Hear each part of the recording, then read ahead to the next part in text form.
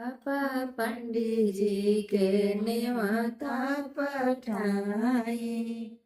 पापा पंडित जी के नेवता पठाए।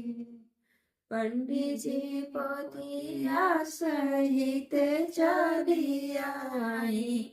बबुआ के मुंडनी।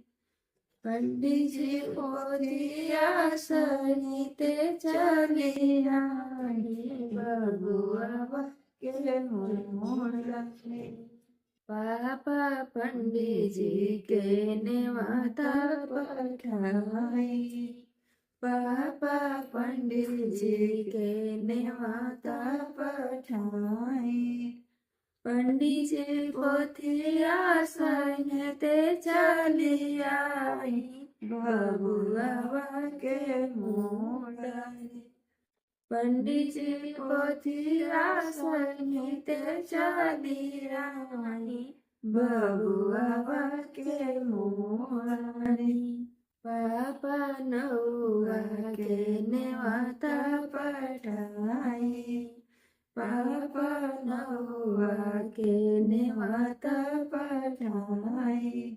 नौआ छुड़िया सहित चली आओ। बबुआ के मुंडनी। नौआ छुड़िया सहित चली आओ। बबुआ के मुंडनी। पापा कोहारा के नेवता पठाए। पापा कोहारा के नेवता पठाओ। कोहारा पतुकिया सहित चली आओ।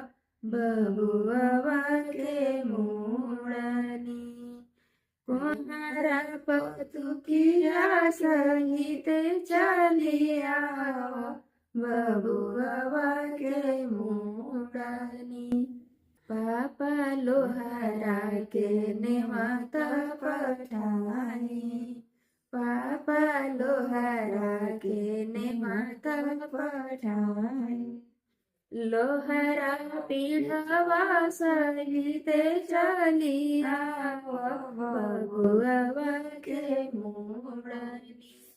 लोहारा खरों सहित चली आओ।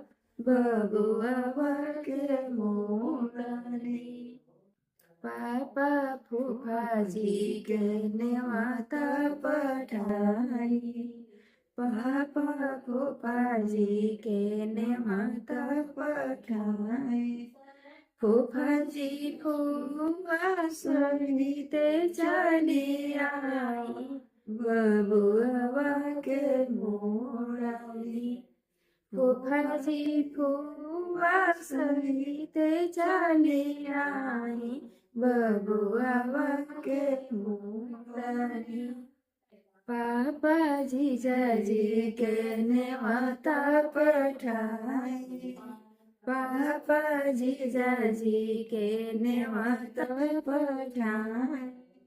जीजा जी दीदी सहित चली आई। बबुआ के मुंडनी। जीजा जी दीदी सहित चली आई। बबुआ के मुंडनी।